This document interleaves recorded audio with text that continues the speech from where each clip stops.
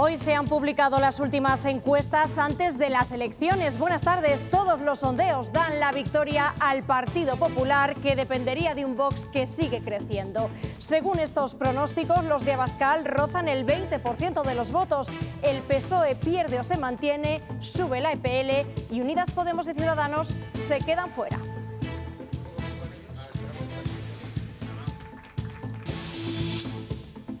Suben cada día más. Pues de 1,45 a 1,80, 1,90 ya está bien, porque eso ya es un precio muy alto ya.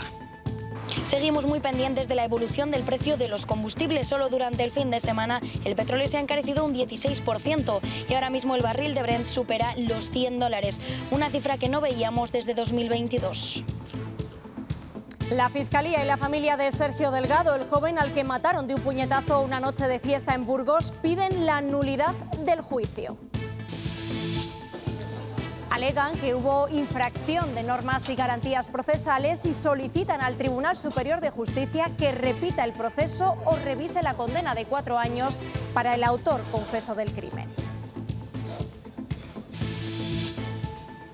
Las exmonjas de Belorado ultiman su salida del convento antes de que se cumpla el plazo legal que tenían para entregar las llaves, que era el jueves a las 9:30 de la mañana. Ahora mismo se trasladarán a casas de familiares y al monasterio de Orduña antes de encontrar una ubicación definitiva. 6 días después del derrumbe en 7 iglesias de Trabancos, en Valladolid, en el que falleció una joven, comienzan las labores de desescombro. La propietaria de la vivienda continúa en la UCI del Clínico. Y en cuanto al tiempo, las temperaturas mínimas se caen y eso hace que se activen los avisos por nevadas. Ahí los ven, se mantendrán hasta mañana al mediodía.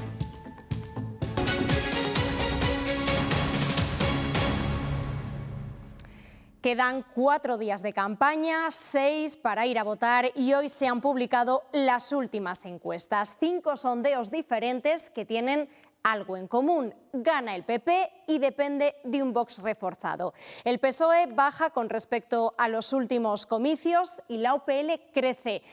Parece, según estos sondeos, que Ciudadanos y Unidas Podemos se quedan fuera del Parlamento. Las encuestas muestran poca evolución según se desarrolla la campaña. La de Sigma 2 para el Mundo vuelve a dar la victoria al Partido Popular, que puede lograr hasta 34 procuradores. En el peor de los escenarios se queda como hasta ahora. El Partido Socialista se mueve en una franja entre los 26 y los 28, y Vox, que se acerca al 20% de intención de voto, obtiene según el sondeo entre 14 y 17 asientos. UPL sigue con fuerza en León, Soria ya baja un escaño e Izquierda Unida coge el relevo de Podemos con un representante. Y junto a esta encuesta, otras 4. En todas con victoria del Partido Popular, con hasta 34 procuradores, PSOE entre 26 y 29 y Vox rozando o superando el 20% de los votos, con una horquilla entre 14 y 18. Izquierda Unida podría lograr el escaño en disputa con Podemos. UPL mantiene o aumenta su presencia y por Ávila seguirá en las Cortes. Las encuestas que ofrecen datos sobre la abstención advierten de un aumento de los que se quedarán en casa el 15 de marzo.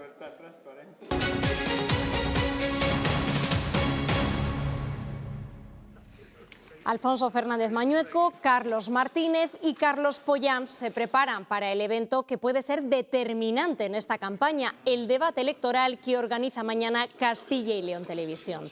Empezará a las 9 de la noche, pero desde las 7:30 les ofreceremos una programación especial. Los candidatos de PP y PSOE no han tenido actos esta tarde para pertrecharse dialécticamente. El de Vox sí que ha mantenido la agenda. Fernández Mañueco ya se prepara para el debate electoral de mañana. Se encuentra preparándolo esta tarde y no ha tenido nada en la agenda, pero por la mañana desde Toro ha anunciado un plan para el mundo rural. Lidia Bartolomé. Sí, una batería de medidas que tienen como objetivo fijar y atraer población. Se basan en 3 ejes: la economía, el patrimonio y los servicios públicos. Dice Fernández Mañueco que el PP es el partido que más apuesta por el mundo rural y por el campo. Además, el candidato popular le ha pedido a los suyos que no se fíen de las encuestas, ya sean buenas o malas. En la recta final de la campaña, el PP desgrana sus medidas para el mundo rural, más y mejores servicios públicos con la sanidad en el centro. Vamos a crear un fondo especial para modernizar los consultorios locales. En el ámbito de desarrollo económico, el epicentro lo ponen en la promoción de suelo industrial con 600 hectáreas en municipios intermedios. Y una inversión prevista de 150 millones de euros. Y reafirman su compromiso en las ayudas destinadas a comercios y bares de pueblos pequeños. Otros se ríen, nosotros no, nos lo tomamos muy en serio. Con guiño incluido a la tauromaquia. Por un lado, la mejora de las plazas de toros rurales y por otro lado, la organización de novilladas. Desde Toro, Fernández Mañueco además reiteró su apoyo al proyecto de Monte la Reina y aseguró que facilitaría todo lo que se le pidiera. El líder del PP, Alberto Núñez Feijóo, está haciendo campaña hoy en la provincia de Segovia. A esta hora participa en un mitin en Riaza. Victoria Domínguez. Alberto Núñez Feijóo ha dicho que el Partido Popular es el partido de esta tierra porque es el que mejor la conoce. Pide el voto para Alfonso Fernández Mañueco porque dice que es el único candidato que se presenta para gestionar, el único que puede gobernar y hacerlo, además, desde el primer día tras las elecciones. ¿Para qué votamos? Opción 1, votamos para desahogarnos. Opción 2, votamos para que haya un lío. Opción 3, votamos para tener el mejor gobierno posible. Y dentro de las 3 respuestas, elijamos una. En mi opinión, votamos para tener el mejor gobierno posible. En mi opinión, votamos para elegir a un político que sepa gobernar. El candidato del PSOE también ha pasado la tarde preparando el debate con su equipo. Esta mañana, Carlos Martínez ha estado arropado por el ministro Óscar Puente en Soria. Elena Rodríguez, cuéntanos. Sí, porque el candidato socialista se enfrenta mañana a su segundo debate autonómico y esta tarde se encuentra en Soria preparándolo. Pero ha sido allí en su ciudad natal donde ha comenzado la jornada, en ese desayuno informativo, donde ha puesto el foco en su programa, pero además también ha querido hablar de la despoblación y ha valorado las encuestas. Carlos Martínez dice que no se las cree. A escasos 6 días de la cita con las urnas, los socialistas no se fían de las encuestas y la pérdida de votos que les otorgan. A mí el pulso de la calle me está diciendo lo contrario. Tampoco nos van a amargar. Y le pide al candidato del PP que le dé una última vuelta a su propuesta. La oferta sigue en pie. Lista más votada. Mano tendida. Para Óscar Puente, quien hoy ha respaldado a Martínez, el PSOE no puede tener mejor candidato. Genuino, como buen alcalde, verso suelto. Tiene claro lo que quiere para Castilla y León. Destacando por parte del ministro el proyecto que tiene para la comunidad y la lucha contra la despoblación. Políticas públicas para revertir todo esto. Ordenar el territorio para planificar la garantía de los derechos de ciudadanía. Inversiones estratégicas para ser competitivos. Además, Carlos Martínez ha insistido en la necesidad de hacer de Castilla y León una tierra solidaria. Un cambio que haga que los gobiernos estén del lado de sus ciudadanos. Porque, insiste, los problemas no puede solucionarlos quien los ha creado. Patxi López ha estado en Guardo, en Palencia. Cree que a pesar de que las encuestas digan lo contrario, están movilizando al votante progresista y se muestra convencido de que el PSOE dará una sorpresa en las que ha llamado las elecciones del cambio.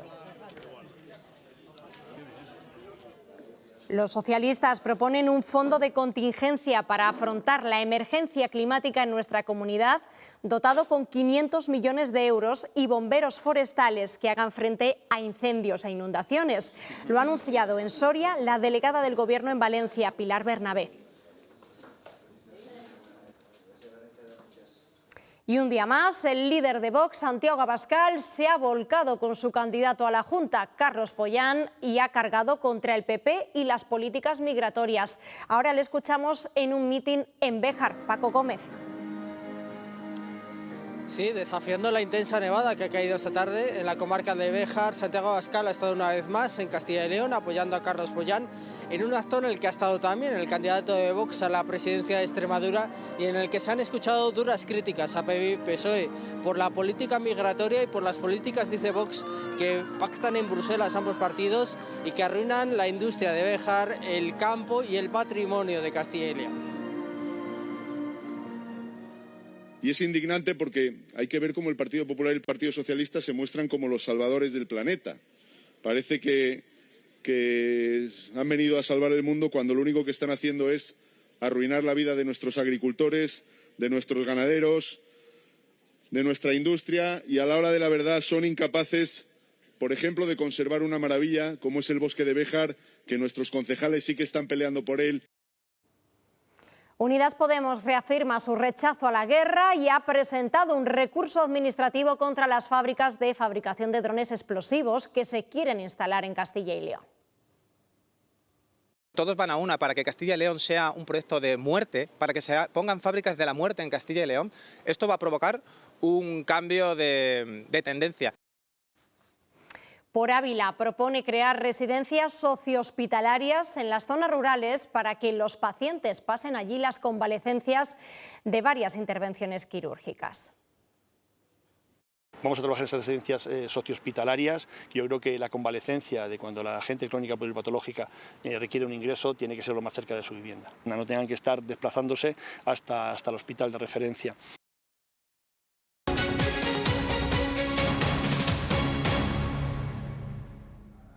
El Ayuntamiento de Ávila ha tenido que repetir hoy el sorteo de las mesas electorales que realizaron en marzo, porque había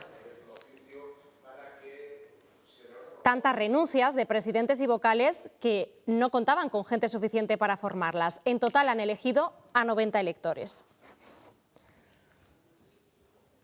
Hemos escuchado hace unos minutos a los mensajes de los candidatos en distintos mítines y actos presenciales, pero eso ya no es suficiente para conseguir votos. Si quieren, sobre todo el de los más jóvenes, necesitan pedirlo a través de las redes sociales. Por eso los partidos tienen equipos específicos para trabajar en crear perfiles atractivos. Buena parte del voto no se disputa en el mundo real y analógico, sino en el paralelo digital que han construido las redes sociales. Los partidos como el PP y el PSOE dedican buena parte de sus esfuerzos de comunicación a ellas. Tenemos un equipo dedicado solo y única y exclusivamente a la confección de vídeos, adaptación de mensajes, publicación y seguimiento. Un seguimiento, por supuesto, de cuántas interacciones que tiene cada tweet, cada visualización que hay en Instagram, cada visualización que hay en TikTok, en Facebook, cómo se comparten esos mensajes. El mensaje no es homogéneo, cambia en función de la red y del nicho de población. Nosotros lo que hacemos desde el Partido Socialista es adaptar el mensaje a cada red social.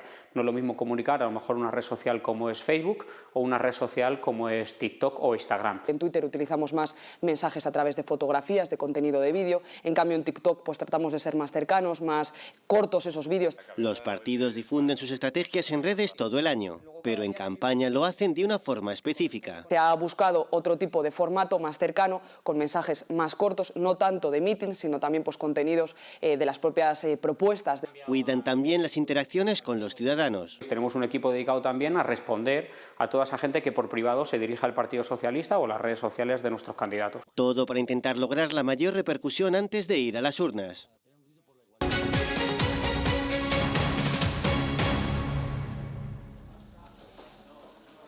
La Fiscalía y la familia de Sergio Delgado, el vallisoletano al que mataron de un puñetazo en Burgos hace 2 años, han pedido que se anule el juicio. Han presentado ante el Tribunal Superior de Justicia de Castilla y León un recurso para declarar la nulidad del proceso que condenó al autor de la muerte a 4 años de prisión. Si se anula, habría que repetir el proceso o revisar la condena. La Fiscalía solicitaba 12 años de cárcel y la familia de Sergio 20. Y esta mañana ha comenzado la fase testifical del juicio por el cambiazo y reventa de ataúdes de la funeraria El Salvador en la Audiencia Provincial de Valladolid. El policía que instruyó el caso ha sido el primero de los casi 240 testimonios que escucharemos hasta junio y ha dicho que era imposible que el cambio de los féretros lo hiciese una sola persona. El instructor de la Policía Nacional ha asegurado en la sesión celebrada esta mañana que la actividad delictiva no pudo realizarla en solitario el operario que había extorsionado a la familia, que habría tenido que ser necesaria la participación de otros trabajadores de la funeraria. El testigo, durante su intervención, ha explicado cómo se realizaba la práctica. Se simulaba la incineración en el tanatorio de Valladolid para luego realizarse la de verdad en el cementerio de Santovenia, donde se realizaba el intervención intercambio del ataúd por otro de inferior valor. Asegura que esta práctica se extendía también a las cremaciones infantiles. Hemos sufrido y estamos sufriendo una persecución por la fe. Para mí es clarísimo, porque si no, no se puede explicar tanta saña con la que se nos está, pues, queriendo eliminar. Es la palabra, ¿no? Se nos quiere eliminar, porque igual tenemos algo que decir que no quieren que se oiga. Ese que han visto es el vídeo que han difundido las exmonjas de Belorado a 3 días de su marcha del convento. Ya ha comenzado la mudanza. El desahucio está programado para el jueves por la mañana, pero ellas quieren abandonarlo antes de que llegue la Guardia Civil con la comitiva judicial.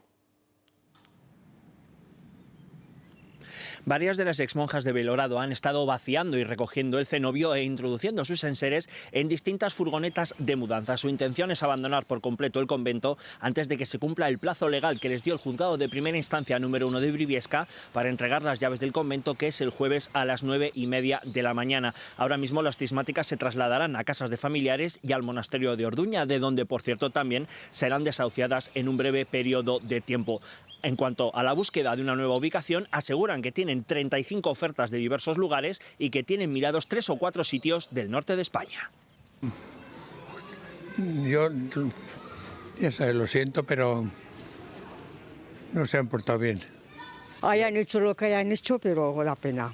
Pero yo lo veo un poco mal de que se marchen. Bueno, pues ellas sabrán a dónde van. A mí es una pena porque hacían unos dulces muy ricos, pero el panorama que han levantado y nos han puesto en el punto de mira tampoco es bonito, así que... El conductor del coche en el que murió una joven de 17 años la madrugada de este sábado en la provincia de Segovia ha dado positivo en el test de alcohol y drogas. Carecía de seguro y había perdido todos los puntos del carné. En el momento del accidente se dio a la fuga, pero ya está detenido. Estas que ven fueron las primeras imágenes tras el derrumbe de la vivienda de 7 Iglesias de Trabancos en Valladolid, en el que falleció una joven y 3 personas más resultaron heridas. Una de ellas, la propietaria, continúa en la UCI del clínico. Y 6 días después de esas imágenes que han visto, han comenzado las labores de desescombro. Esta mañana entraban los primeros operarios con una máquina para separar y retirar cascotes y poder liberar la calle. Esta mañana ha comenzado el desescombro de la vivienda que se derrumbó el pasado martes en 7 Iglesias de Trabancos. Justo es la vivienda contigua al ayuntamiento de la localidad, en el cual se encontraba el centro de salud, que ha sido trasladado por precaución al centro cívico de la localidad. Otra de las consecuencias del derrumbe ha sido que la calle real se ha quedado sin agua, por lo que los bomberos de la Diputación han suministrado a los vecinos con garrafas de agua. Se estima que en un plazo de 2 días se acabe con la limpieza de la vía pública. Con conmoción y recuerdos ha comenzado el desescombro de la vivienda que se derrumbó el pasado martes. Pues yo creo que haciéndonos la idea un poco de la situación. Es una ruina inminente, la cual hay que limpiarla porque están afectados vecinos sin suministro. Pues ahora mismo hay 2 bañeras, hay un contenedor grande para la madera.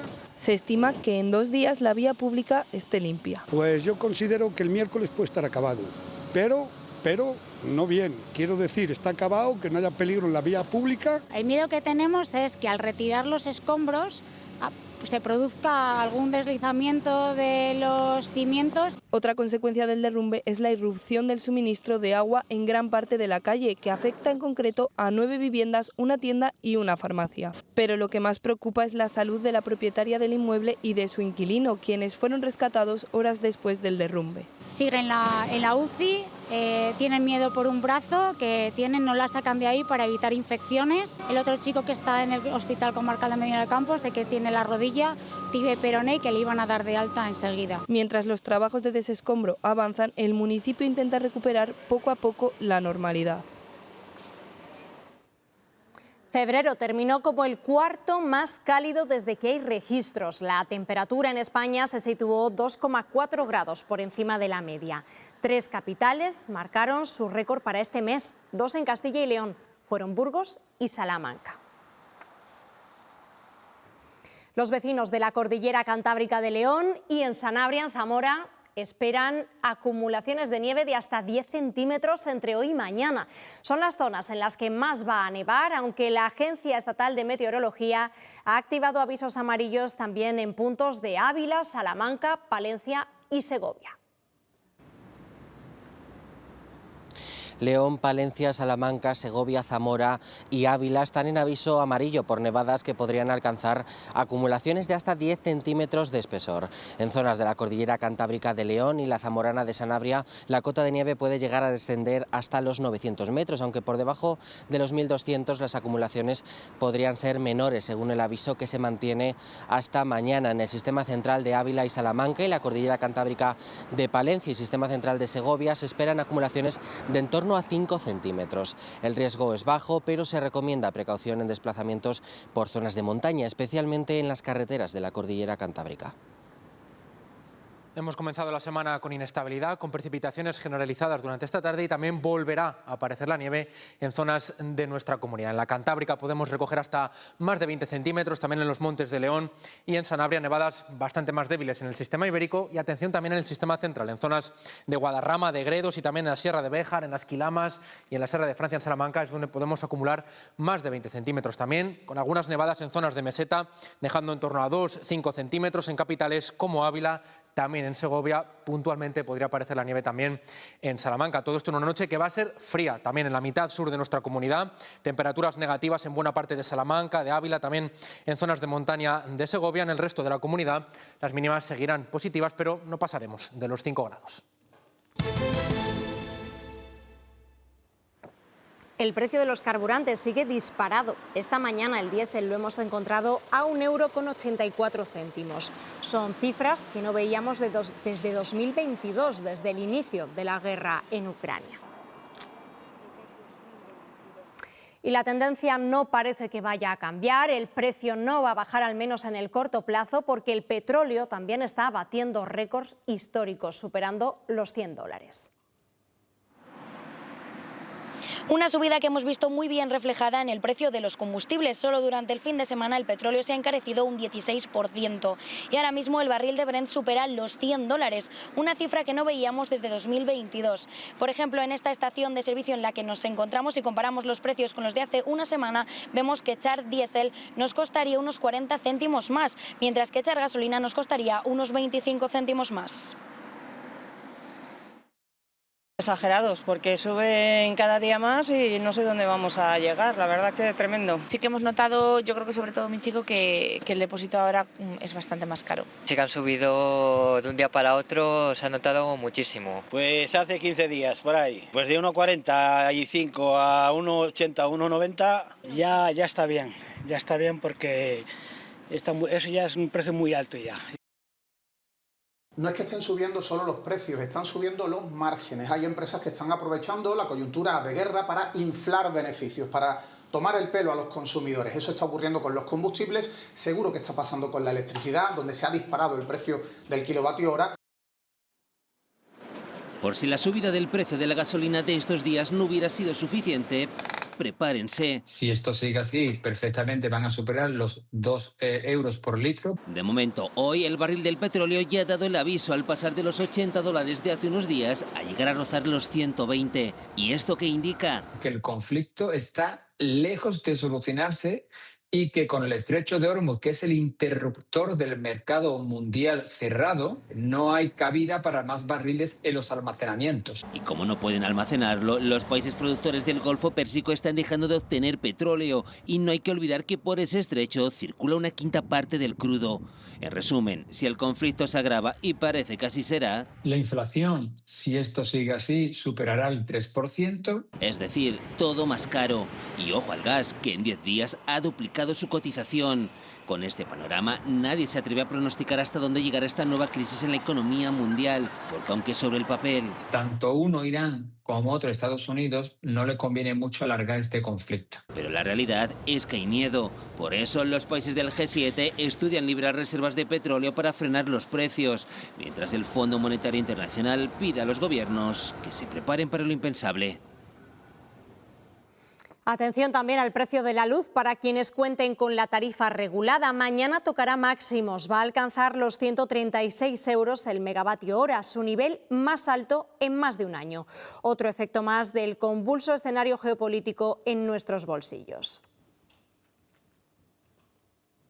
El Gobierno dice estar listo para activar ayudas si hiciese falta paliar las consecuencias económicas que estamos viendo de la guerra de Irán. Su socio de coalición, Sumar, le ha pedido un escudo social similar al que se puso en marcha tras la guerra de Ucrania, y el PP también ha presentado un plan de medidas energéticas. Diego Cano, Madrid, cuéntanos. Sí, el Ejecutivo asegura que está trabajando ya en la elaboración de medidas para mitigar esos efectos derivados del conflicto en Irán, efectos que aseguraba Carlos Cuerpo se están dejando ya notar. Dicen, se está trabajando ya en esas medidas, se irán anunciando a medida que avance el conflicto, mensaje que ha respaldado hoy también María Jesús Montero. El socio de Gobierno, Sumar, exige efectivamente la aplicación de ese escudo social, como ya ocurrió cuando estalló el conflicto en Ucrania, con medidas en materia de energía o materia de vivienda, y desde el Partido Popular han anunciado que van a registrar aquí en el Congreso de los Diputados una batería de medidas que va desde rebajas en el IVA, en gas y petróleo, a una reforma en el IRPF para doblar el mínimo vital por cada hijo a cargo, también con el objetivo de mitigar esas consecuencias económicas derivadas de la guerra que aún continúa en Oriente Medio.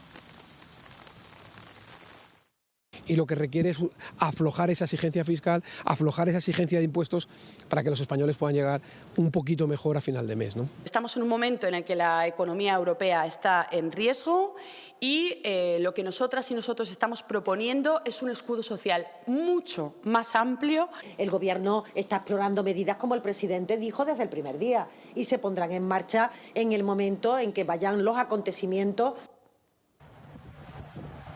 Es la columna de humo que ha emanado esta mañana desde la mayor refinería de petróleo de Bahrein. Este país del Golfo Pérsico ha sido objeto de una nueva andanada de proyectiles disparados por Irán, que intenta expandir la guerra. La OTAN ha llegado a interceptar uno de ellos en el espacio aéreo de Turquía, mientras Israel ha lanzado intensos bombardeos sobre Irán y Líbano, donde ataca a los milicianos de Hezbolá. La justicia ha admitido a trámite una segunda denuncia contra Íñigo Errejón por presunta agresión sexual. Ella tendrá que declarar para ratificar los hechos producidos, según la demandante, días después de la supuesta agresión que sufrió Elisa Mouliá en octubre de 2021. Y otra polémica, la de Villamanín, el pueblo de León, donde se vendieron más participaciones de lotería de las correspondientes, avanza hacia un final feliz. El 85% de los vecinos agraciados ya se ha inscrito para cobrar el premio. De momento sin ninguna denuncia. Para el resto quedan 2 semanas porque el plazo para registrarse en la página web habilitada finaliza el 22 de marzo.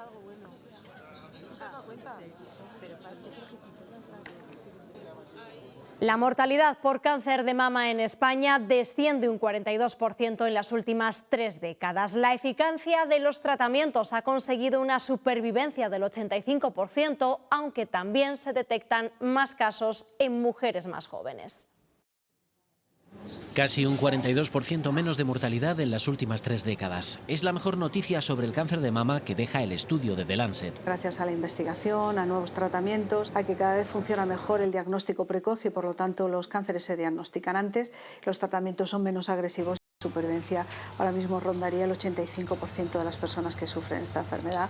En el lado negativo, se incrementan los casos y esta enfermedad afecta cada vez a mujeres más jóvenes. En los últimos 33 años hay casi un 30% más de afectadas entre los 20 y los 54 años. En España el año pasado se diagnosticaron cerca de 36.000 nuevos casos de cáncer de mama. En la sede de Valladolid de la Asociación Española contra el Cáncer conocen estos casos de mujeres afectadas con solo 24 años. Diagnósticos que son especialmente duros por menos esperados. Lo que nos estamos encontrando en los últimos tiempos es personas a lo mejor que acaban de quedarse embarazadas y es cuando les diagnostican la enfermedad, porque es cuando están más pendientes los médicos, te hacen más revisiones. Fundamental sigue siendo el diagnóstico precoz. Los cribados en Castilla y León se realizan desde los 45 años, 5 antes que en la mayoría de las comunidades. Es muy importante que incluso se hayan incrementado en los últimos 2 años las mamografías hasta los 74 años, porque somos una comunidad autónoma donde las mujeres vivimos muchos años. Y en materia de prevención nos quedamos con el habitual consejo de llevar un estilo de vida saludable.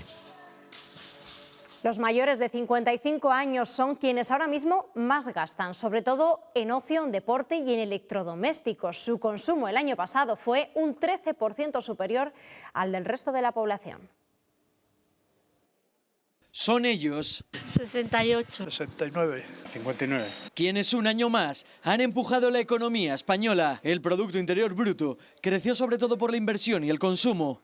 Y es ahí donde los mayores de 55 años tienen una gran relevancia. Por el gasto medio realizado, que es mucho más elevado que el de resto, sí que podemos decir que dinamizan el consumo. Y según las intenciones manifestadas para este 2026, lo seguirán haciendo. Impulsados por una economía familiar normalmente más estable, consumen un 13% más que el resto de la ciudadanía. Y sobre todo la gran diferencia es sobre la preferencia por la tienda física. Sí, tienda física. No, yo por internet nada. Lo que pasa es que por comodidad al final va a grandes almacenes y luego pequeños detalles lo hacen en el barrio. yo soy más de comercios así, carnicería, frutería, sí. Hombre, también vas al supermercado, pero aquí, yo en mi barrio. Normalmente en el barrio. Y la compra grande cada mes o cada X tiempo en la grande superficie. En el barrio y cada vez menos en las superficies. Son quienes más gastan en el comercio local y cada vez dedican más dinero al ocio y al deporte. Bueno, pues a mí lo que me gusta mucho es alternar. Normalmente ocio, cine, teatro o una escapada por ahí y demás. Me gusta mucho ir a Madrid, a Santander. Deporte, sí, sí. Un hábito instaurado sobre todo tras la pandemia. Ya no podrá llamarse filete o chuletón a productos sin carne. La Unión Europea lo acaba de prohibir. Las denominaciones cárnicas se blindan y lo cultivado en laboratorio no se podrá llamar de la misma manera. Solo habrá dos excepciones: hamburguesa vegetariana y salchicha vegetal.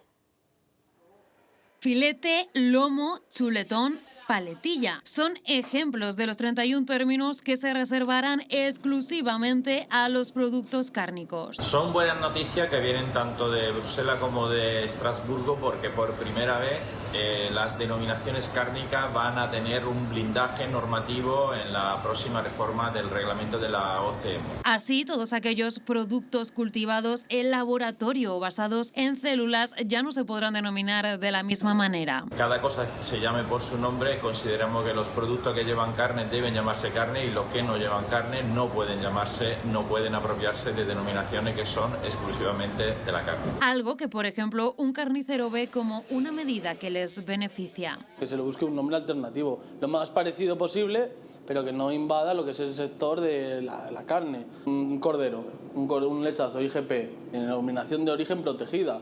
¿Cómo me vas a poner eso a pongamos el supuesto de un lechazo hecho vegetariano? Eso sí, se podrán seguir vendiendo como tal alimentos procesados como las hamburguesas vegetarianas o las salchichas veganas. Es el producto español por excelencia. Con cebolla. 2 partes de cebolla, una de patata. Bien pochadita, la cebollita. Y a veces le echo un ajo, fíjate. Yo lo hago en un momento. Yo me quedo en medio, justo ahí, ahí en el fiel de la balanza. La tortilla de patatas genera división de opiniones, poco o muy hecha. Cuajadita. No me gusta cruda. Un poquito dura. En su puntito. Que no se derrita al pincharla. Más deshechita también.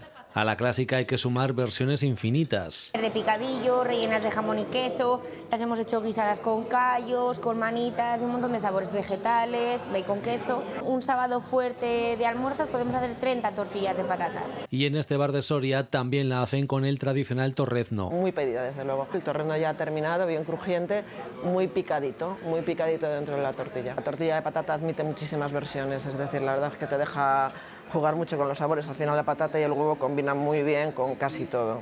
Pero ¿cuál es la clave para cocinar una buena tortilla de patatas? Es hacer muy bien la patata, pocharla despacito, que no lleve cebolla. Le dejes coger un poquito de color del tostadito de la patata. Justo antes de cuajarla con el huevo, dejar que pase como 5 minutitos la mezcla de la patata con el huevo. Y luego ya la cuajamos. Y ya solo queda disfrutar del pincho que reina en nuestros desayunos.